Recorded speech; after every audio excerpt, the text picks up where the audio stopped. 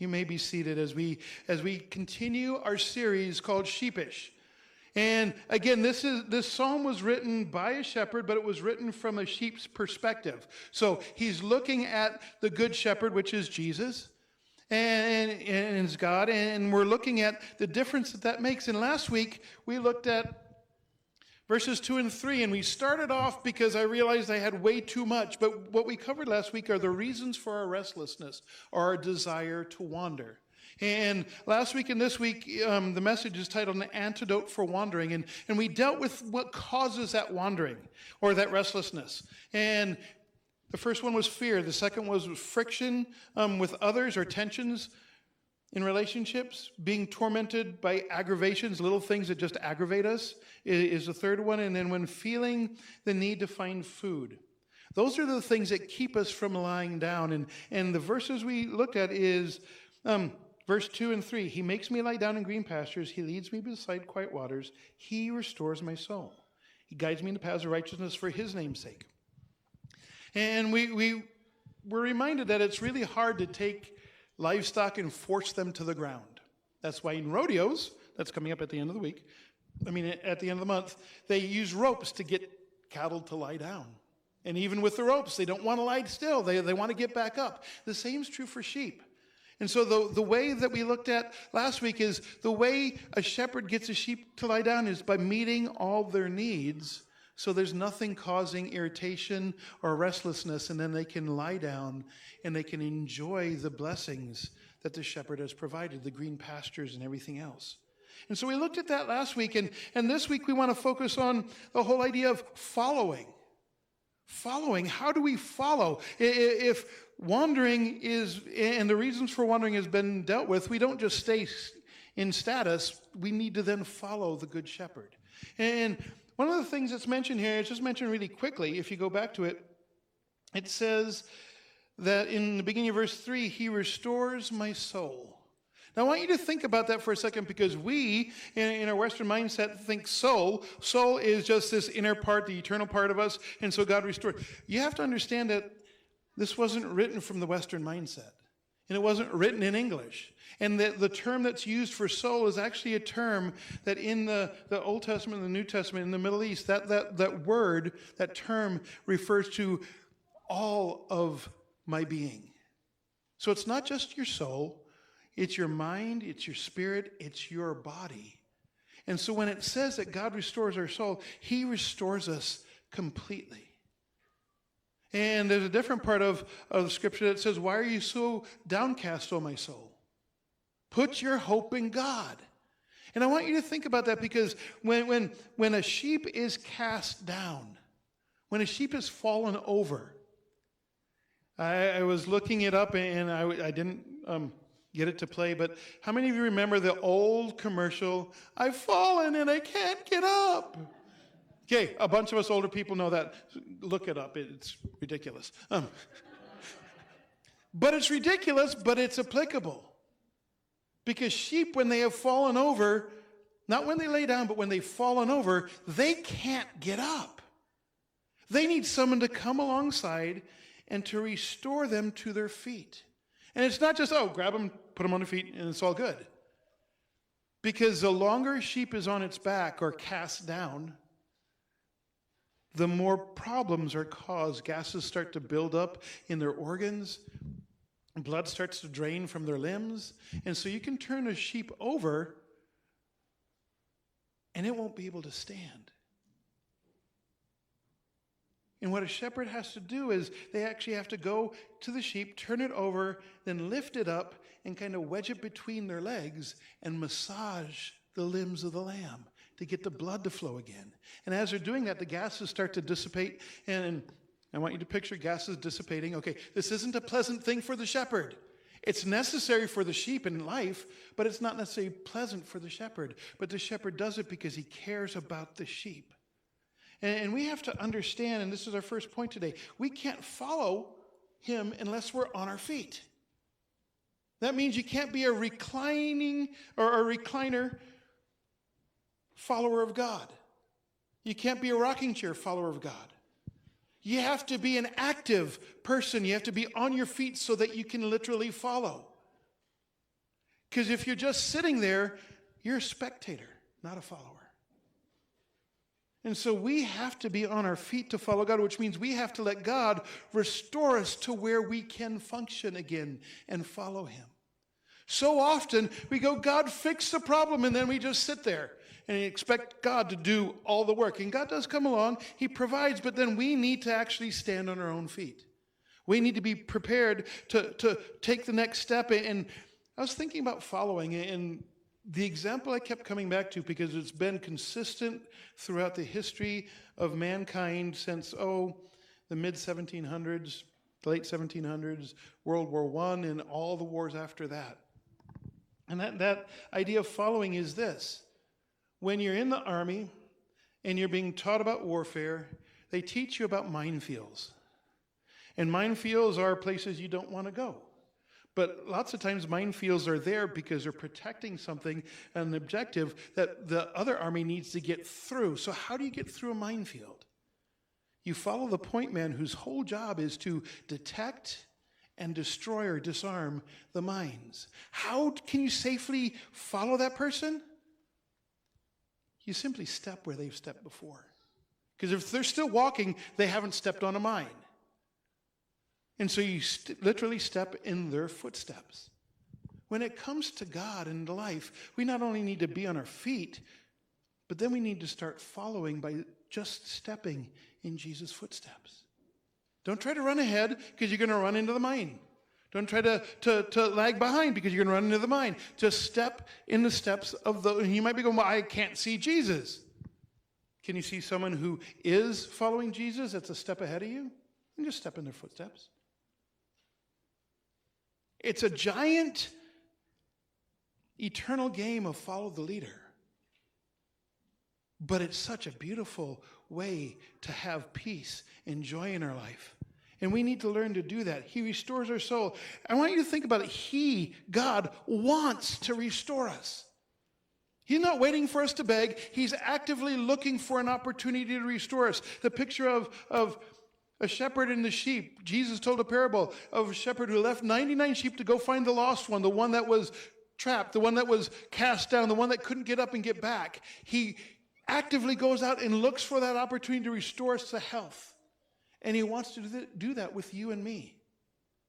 Because no matter how good we might feel, we might have drifted away. We might be stuck in the minefield on our backs, kicking our legs, bleeding, and nothing's happening, and we need the shepherd to come along and restore us. We all need that help. It is not a sign of weakness, it's a sign of being alive. Because everyone needs it. The friend that we were praying for, whose dad was rushed to the ER, he's a pastor. He needs someone to come alongside and restore his soul.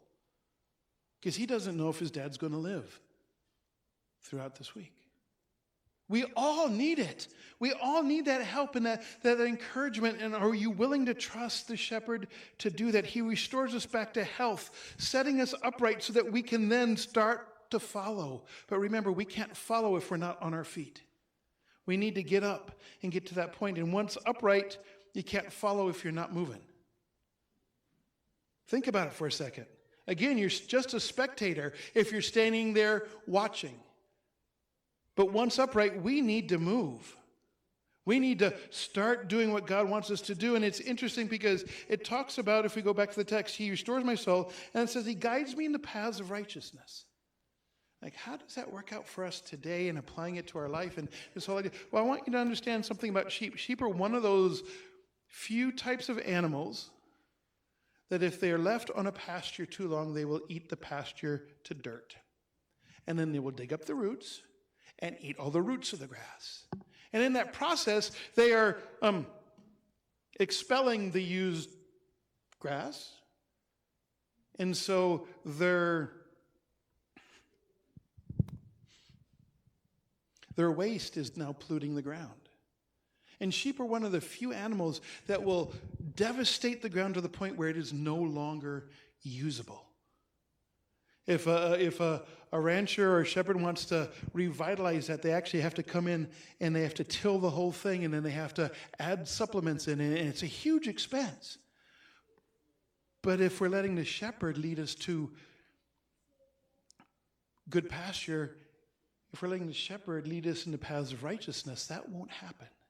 And it's interesting because they say the average shepherd will move their sheep at least once a week minimum if they want to keep everything healthy, the sheep healthy, the ground healthy, the grass healthy. They will move them at least once a week. And if the shepherds are part of the free range sheep that are let go up in the mountains, they will actually move them once a day to keep the pasture and everything healthy and strong. And we need to understand that God's antidote for wandering is to make sure that we are following where he guides us, period. Not in the general direction where he guides us. Go back to the minefield idea. If the one who has the safe path is here, and we go, okay, I'm going to follow from over here, and I'm just going to go a little bit off, we're going to end up blowing up our lives.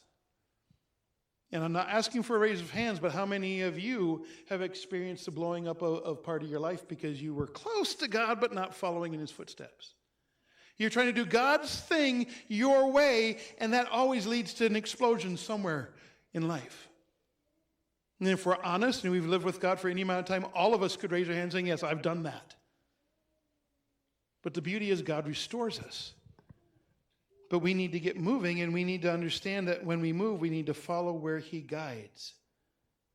To follow is to literally walk in his footsteps. It's not that hard. But we think it's too simple, or we don't think God's moving fast enough, or we think we have a better idea. You have to remember, our good shepherd is the God who knows everything. The all-powerful, all-wise, all-caring, all-loving God who has the best in mind for our lives because he designed us. He knew us in our mother's womb, and he had a destiny, a plan, a purpose for us. That's why we were born. And when we don't follow in his footsteps, we're saying, God, I don't trust you. You might not know what you're doing. I'll handle this part on my own. And then life blows up, and we go, God, why do you hate me so much? I don't. I told you where to walk. You just didn't listen. We need to get back to walking. And look what it says here. It says that he restores my soul. He guides me in the paths of righteousness. Actually, before that. It says he leads me beside quiet waters.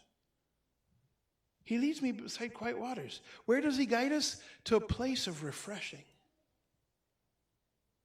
Now, this is something I've talked to pastors about, and I've talked to other people about, and I'm going to mention to you. If you are not being refreshed on a regular basis by God, then you're not really following God. Pastor, that's awful harsh. No, it's out of concern for our health and well-being. If we are ministering so much that we are completely depleted, our well is dry. I talked to a pastor at the conference that we went to a couple weeks ago, and he said, people are asking me for something to help them spiritually, and I reach into my well, and I bring up a cup, and it's just full of rocks because there's not any water left in my well. And I said, that's a bad place to be. He goes, I know it's a bad place to be. I just don't know how to fix it. So we had a long talk, and then God confirmed some things that we talked about through the conference, and he walked out of there with his well starting to be refilled. But if we get to a point where we are just completely exhausted and we're not refreshed on a regular basis, and some people go, well, once a week. Okay, yeah, I did mention that shepherds will change pasture for their sheep at least once a week. Unless they're free range. And looking at us as a country, we're kind of free range in our mindset. Don't pen me in, don't lock me up. So we're free range. That means you have to change, you have to be refreshed every day. And we need that if we want to thrive, not survive. If we want to thrive and live the life that God wants us to live, we have to be refreshed every day. Are we going to the water of life? Are we going to Christ himself? Are we being refilled by that presence and that relationship? That's what we need. So here's my question. What do you thirst for? You see, we tend to quench our thirst. And we go, oh, I'm thirsty for this. But we need to understand it's only God that's going to survive the thirst we're talking about. We'll get thirsty, and we'll be going through the day, and we'll grab a soda. Guess what? That's not going to quench your thirst. In fact, usually sodas add to your thirst. Well, grab an energy drink. Okay, that's even worse. What we need is clear, fresh water. And I'm talking spiritually as well as physically. We need, but do we thirst for that? Or have we become so preoccupied with the beauty of life and the muck that we find here that we will settle for this? Ever since I was in high school, I've loved a particular aspect of life that I've never been forced to live out in reality, and that is survival, wilderness survival. I didn't know about it until I was a junior in high school, and they were running out of classes that I could take, and so they said, well, why don't you try this? And I thought, okay. And it was winter wilderness survival, and then the next quarter was desert survival, and I loved it. And I like to watch shows about survival. And the one that I'm watching right now is called Alone, where you're stuck in the middle of nowhere with 10 items, and you're supposed to survive as long as possible. Well, they're in the middle of Africa right now. And you guys know, some of you, most of you know that I grew up in Africa, so I'm really interested in what they're doing. But where they're dropped off, there's lots of water. But it's not water you want to drink, because it's not clear, fresh water. It's stagnant. It has diseases in it. It will make you violently sick. One of the guys had to leave after 3 days because he drank some water and he got violently sick where he couldn't stop throwing up, and he couldn't keep anything in his stomach, and he knew he was in trouble, so he had to tap out. Well, in this thing that we call life, you can't just tap out. So make sure that you have a thirst for the good things, and God is the best thing. So do you have a hunger and a thirst for God? Because when you have that hunger and thirst for God, He will satisfy you. He will meet your needs. He will restore you. What do you thirst for today? Only God will satisfy. He also leads us in the paths of righteousness. You might be going, what on earth is that? A path of righteousness is what God knows is best and what will please Him. You're in right standing with Him. From the illustration we're using of a shepherd and a sheep, a path of righteousness for a shepherd is the path that leads to the fresh pasture. Because the thing that brings a shepherd the most joy is when his sheep are healthy and energetic and growing. And they can't do that if the pasture is bad. So the path of righteousness leads to where they get everything they need and they can flourish and become healthy and strong. So the path of righteousness is a path. It's the ways that make God happy. Is your life making God smile? I was sitting at home doing some review for service today. Most of the kids had gone to bed, and then I hear in the kitchen my daughter. And what on earth is she doing? She's happy. She's singing, she's playing, she's happy. She was doing the dishes at 5. Why do they forget that? By the time they turn 6.5, it's gone. But she was happily singing, doing the dishes. And I just sat there and smiled. Do our actions make God smile? I have a not-so-little daughter who likes to do art things. And the last 2 that I know about are sitting in my office on display because they make me smile. Now, the last one might not be overly flattering because it has me with my bald head and my beard and then a really fat, fuzzy body because I'm a sheep. Because we're talking about Sheepish. But it was a cute, beautiful little illustration, and it made me smile. Made me smile, so I took a picture of it, and I shared it with someone else, and they said, oh, that's going up on the internet. I haven't seen it on the internet yet, but it made me smile. Well, they were doodling in church. Yeah, they were doodling in church, but they were listening, and they did something that made me smile. My daughter did something that made me smile. Can God look at our lives and His automatic reaction is to smile? That's the path He wants to lead us in. A path that is pleasing in His sight. It doesn't mean we're all going to the same place at the same time. That's what sheep do. And if sheep aren't watched and led to new pastures, their little trails that they take become ravines. because they're creatures of habit. And as a creature of habit, they go to the same place, do the same thing, and they keep doing it until it wears ravines. Now, I know we're not like sheep at all because none of us sat in the same place we always sit. Some of you are going, yeah, I got here and people were in my spot. Well, show up earlier. Beat them to your spot, and then you can keep your spot. No, we're people of habit. We do the same thing. I mean, I went to the conference, the leadership conference a couple years ago, and I always, for the last 10 years, have sat in basically the same location. And then the group said, no, we're going to sit up front today, Pastor Rob. But the whole conference, we sat in the exact same seats. Because even though it was a new routine, it was our routine. So we had to get there and reserve our spots and our seat. And because we like the routine. But we need the good shepherd to lead us some way a little bit different so we don't wear a ravine that we can't get out of. So lead in a way that's pleasing to him, a way that makes him happy. And when we make God happy by the way we live, the benefit is we are satisfied. Think about it. It says that he will lead us in the paths of righteousness. And the picture, the illustration is a shepherd leading his sheep to a new pasture. And it's interesting because as I did the research, they say that whenever sheep are led to a new pasture, especially in a ranching situation where there are fences and stuff, and that gate opens up on the new pasture, all the sheep, even the old ones, get really, really excited. And they're jumping. Have you ever seen an animal that's just so excited that they're bounding around? That's what all the sheep do because, hey, they know there's good stuff in there, and they've just been led there, and the gate's been open, and they're allowed to go in. So living in a way that pleases God ends up satisfying us. So this little application for you. If you're not satisfied with life, are you living in a way that pleases God? Because that's the way to find that satisfaction. And then we come to the last part. It says that he guides us in the paths of righteousness for his name's sake.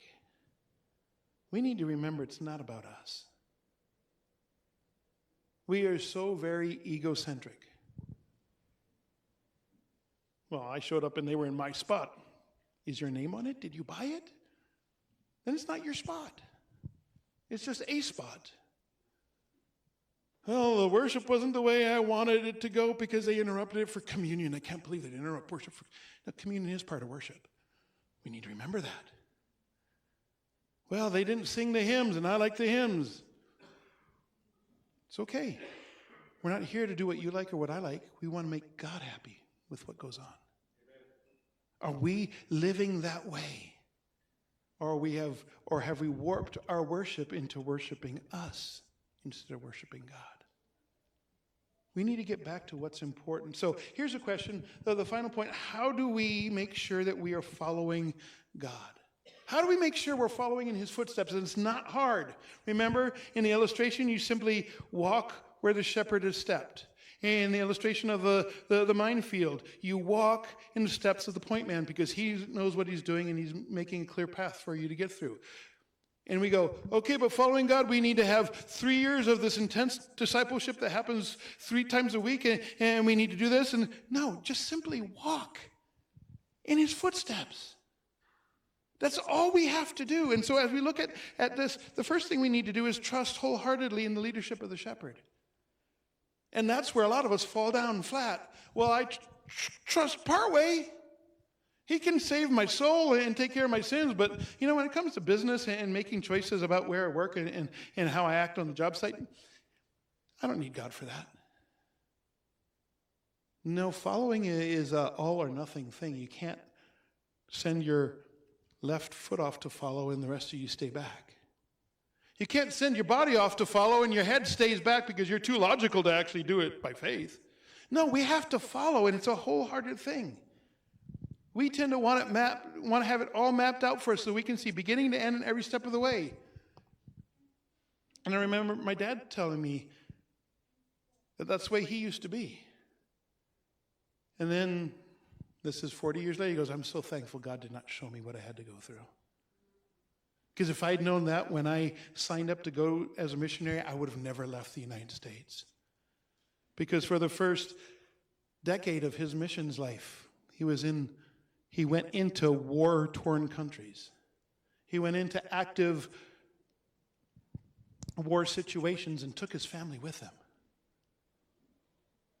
In the very first place where he was a missionary, where I was born, he wouldn't have gone there if he knew that the rebels would come through and call him out and demand all his money and his passport. And they put a gun to his chest saying, you have to the count of 10 to deliver it or we're going to shoot you.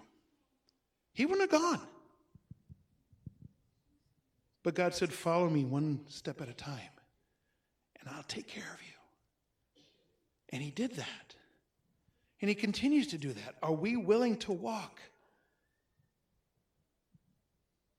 in what God tells us to do? We have to remember what Proverbs chapter 5 verses, or Proverbs 3 verses 5 and 6 says. It says this, trust in the Lord with all of your heart. Lean not on your own understanding. Acknowledge him in all your ways and he will make your path straight. We have problems because we trust in the Lord partially, like I said earlier. We need wholehearted trust in the leadership of the Good Shepherd. The next thing we need to do, actually, when it goes back to following God's will, I want you guys to change your prayers. We tend to pray, God, show me your will. We need to stop praying that. Instead of praying for God to reveal his will, we should be praying for God to develop our trust in his guidelines. Because his guidelines will lead to his will being done. We tend to want to skip that whole trust and obedience part and just get to his will. Why would God give us something if we're not following the guidelines to get there? We need to be able to trust him, and develop that trust. So change your prayers. Don't pray for God to show you his divine will. Pray that you'll start obeying what he's already shown you. And then that will happen. And we need to understand that we need to obey the parts of God's will that we already know. That's that step. So what do you mean, Pastor Rob? Well, let's just talk about the Big Ten for a second. Love the Lord. I'm talking about the Big Ten Commandments, just so in case someone's confused. Love the Lord your God. I mean, we could go through them all. Most of us know them. If we pooled it, we'd probably come up with 20 commandments because we'd add a few in there. But are we doing the basics? Is he the only one that we worship? Or do we add our favorite person into the worship idea? So we worship God, but then I need to worship this. No, you don't need to worship anyone else, just God. And the person we tend to add most to our worship is ourselves.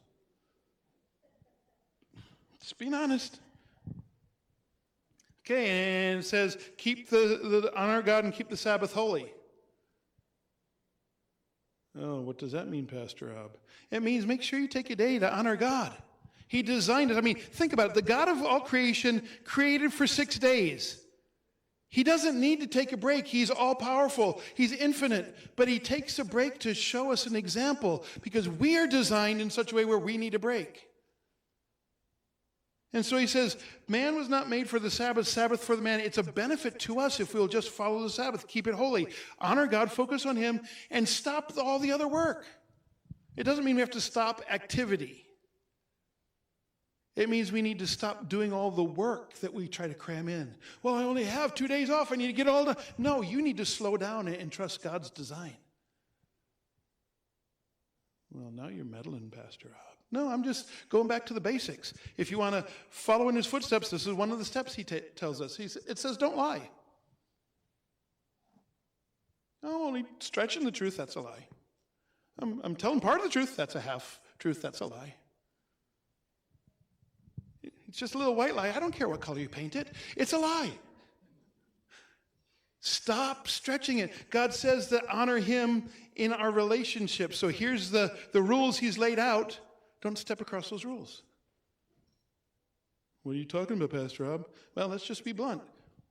Sex. Sex is designed and it's beautiful in marriage. We find ourselves in the middle of a landfill when we take it outside of marriage. Honor God. Do it his way. Oh, well, I've never had that problem. Do you have a problem with lust? Because Jesus says if you lust after someone in your own heart, you've committed adultery. Oh, now you're really meddling, Rob. No, I'm not. I'm just giving you the steps. Are we walking in the steps or are we making up our own? If we want the blessings of God, walk in his steps. Just obey the parts you know. And then watch the benefits that come as you do it. He will blow your mind. Here's another step. Honor God with your first fruits and the tithes and offerings. Now, we have first fruits. I actually have, if anyone needs a queen bed, I have the box spring and mattress downstairs because someone gave us the box spring and mattress. And it's Generosity Sunday, so it's there for anyone to take if they need it. Just talk to me afterwards. But do we bring our first fruits in? Some of us have chickens, and the chickens are exploding with eggs. And we're wondering, how can we eat all these before they go rotten? You can't. God gave you an abundance to be a blessing to other people. Stop trying to hoard the blessing to yourself because it never works out. Bring your offering to God. Bring your first fruits to God. That's why he said you guys are doing it wrong but right when it comes to the missions offering, because you're not saving it for the missions focused Sunday. And that's beautiful. And before we know it, we're going to have paid for all the lights that they need at that church if you guys keep doing what you're doing, and especially when we add in VBS, because that's our VBS focus, sharing the light of God. And so it's going to be a really neat thing to see, but are we doing that willingly, excitedly, in honoring God? Because he says, if you do that, I'll take care of all your needs.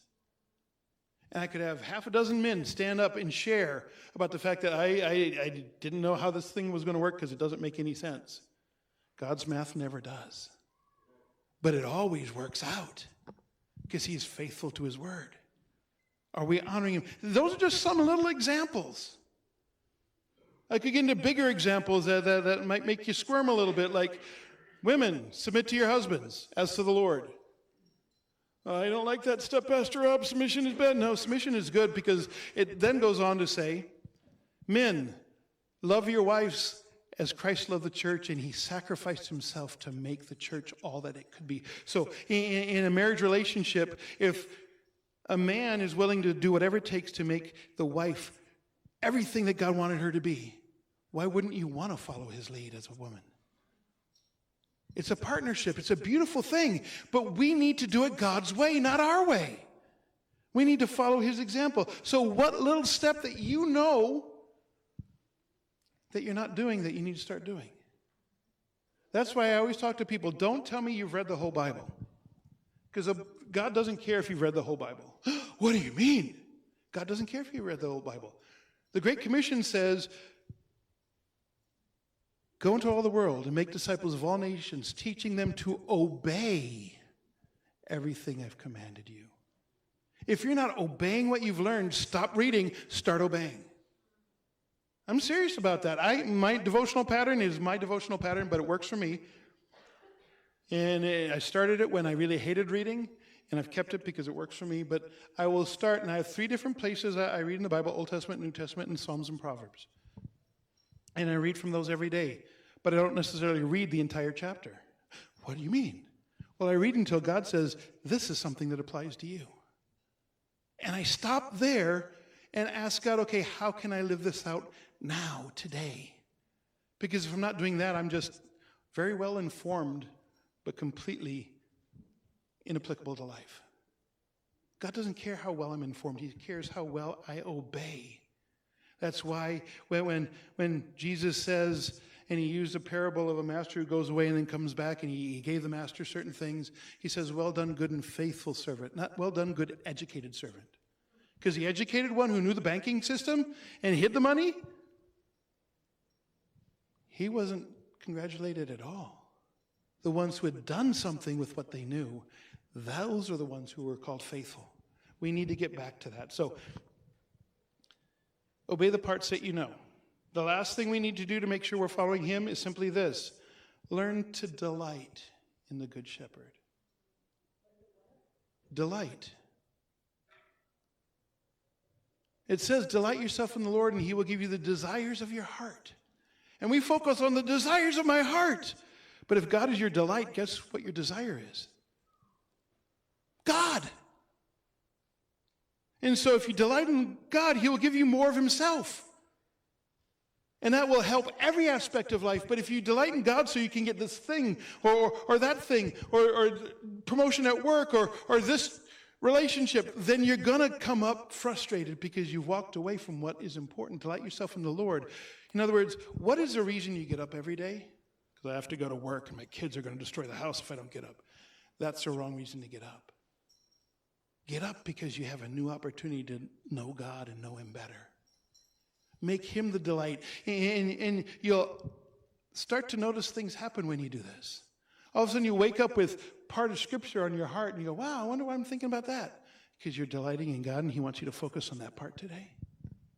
Or maybe you wake up and you're singing a song. For my age group, it's not by the Beatles or someone like that. You're singing a song of worship to God. It is so amazing in my life. Okay, I'm not the greatest singer in the world. That's why I'm not up there during worship.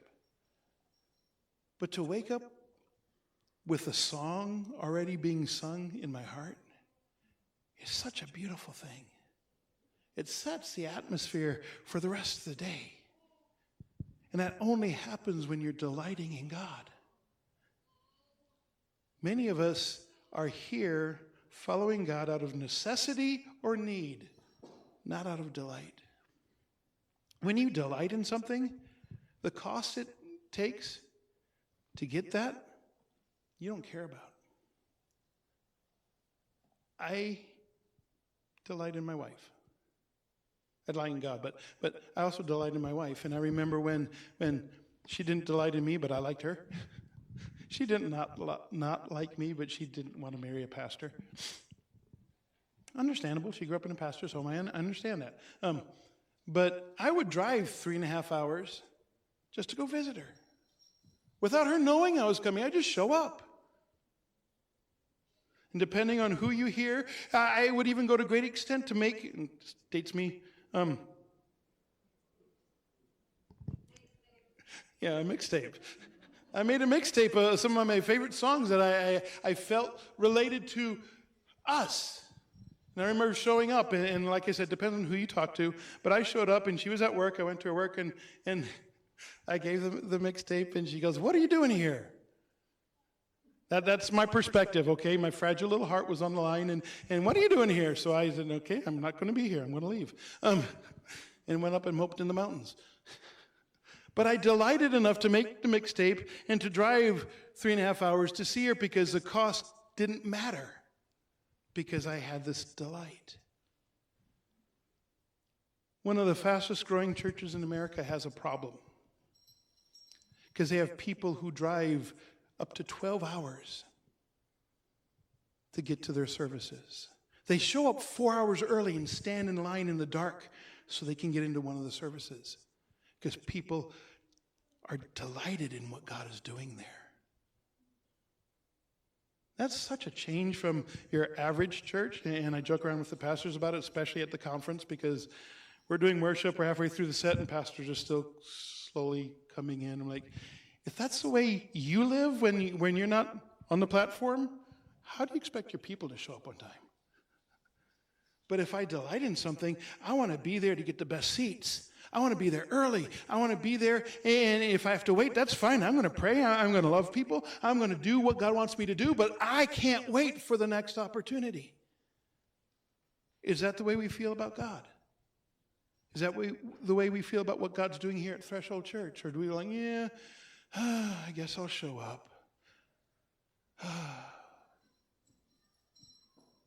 When we delight in someone, I think about graduation that happened this past week at Newport. How many of you parents decided, yeah, okay, my kid's graduating, I guess I'll show up 45 minutes late. Maybe I'll catch them right as they're walking to the platform. No, most parents I know, most friends of people who are graduating were there an hour early to make sure that they had a place because they delighted in the person who was graduating. If we can give that honor to people, shouldn't we be giving it to God, the Good Shepherd? We need to learn to delight in Him again. The more we delight in Jesus, the more we will stay close to Him and follow Him. It's one of those things about long-term relationships that I love to watch. Because, okay, you survived the first year. That's great. That's cute. That's sweet. You survived the first decade. I'm a little bit more impressed. You get to the empty nest stage of life, so 20 to 25 years in, and you're still delighting in each other, I'm impressed. And I saw this thing, and I think it's a great thing. Don't make kids cringe because you're fighting with one another. Make kids cringe because you're loving on each other so much. Why are you always kissing her? Because I like her and I delight in her.